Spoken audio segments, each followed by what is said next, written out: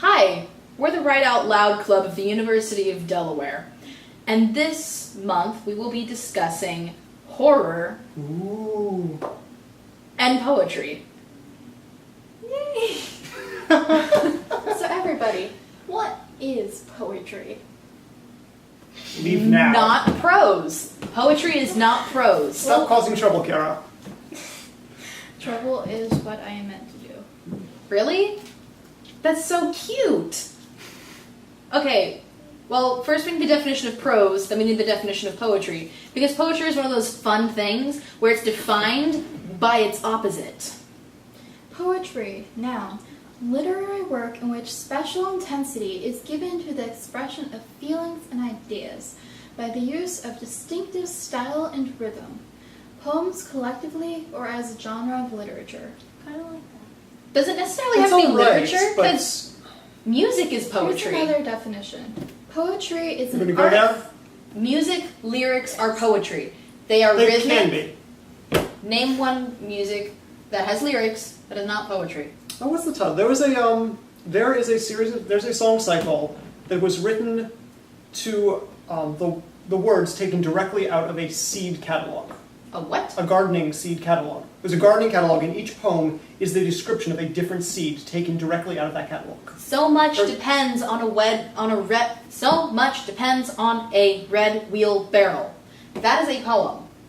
Sure. Who's to say that poetry is not completely dependent on how you present it? Just because you Nothing. present, a seed catalog. What is a seed catalog? It's a catalog to buy seeds from. Just because you present a seed catalog itinerary in a song, does that mean that it's not poetry? No. Well, here's another definition of poetry, which apparently comes from the ancient Greek. I have no idea how to pronounce that. That means I create. Where is it? What did you say?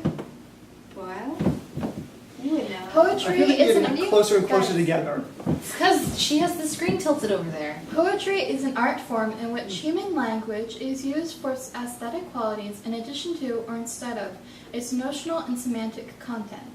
It consists largely of oral or literary works in which language is used in a manner that is felt by its user and audience to differ from ordinary prose.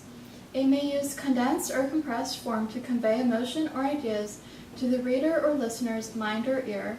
It may also use devices such as assonance and repetition to achieve musical or incantatory effects. Music. Poems frequently rely for their effect on imagery, word association, and the musical qualities of the language used. The interactive layering of all these effects to generate meaning is what marks poetry.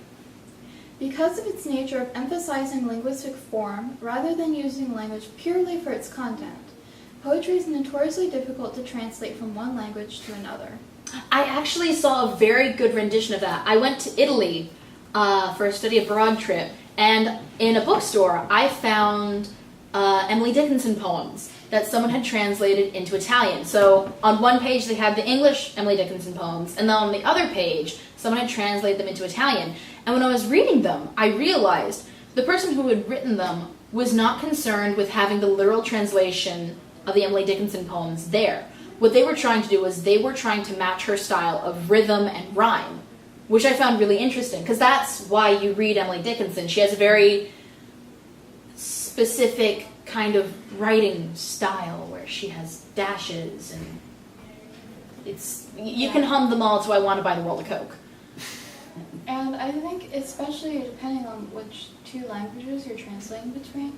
For example, Japanese doesn't really have rhyming convention because you only have around 5 different vowels.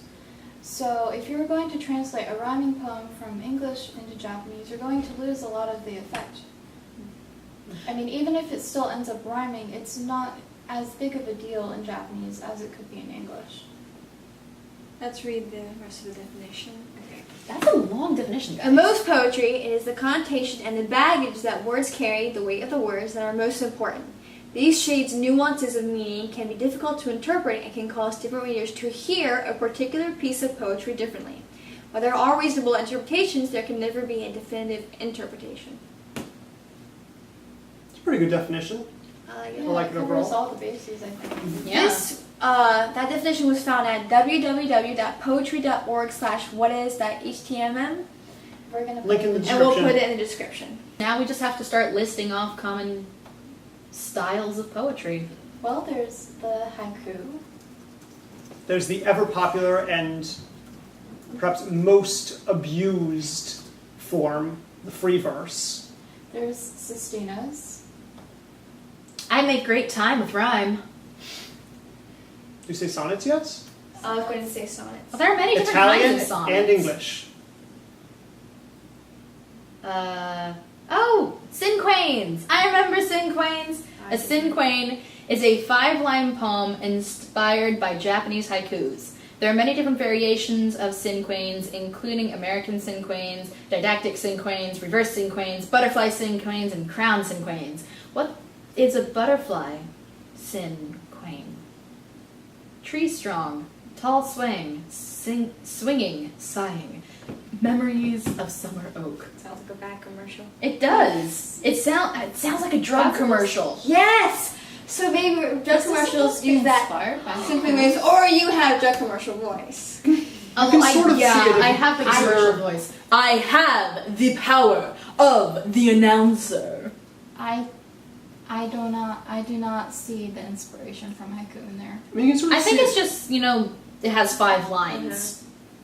That's the inspiration. Well, I don't know. maybe Well, no, perhaps it's like Frozen Haiku inspired is 3 from lines. Tanka would be 5 Mhm. lines. Hans Christian Andersen's story. It's loosely inspired. Inspired, not Inspired. inspired. You can somewhat see the lineage Loosely. in presenting very briefly individual ideas that reflect some sentiment, in that case, particularly of nature.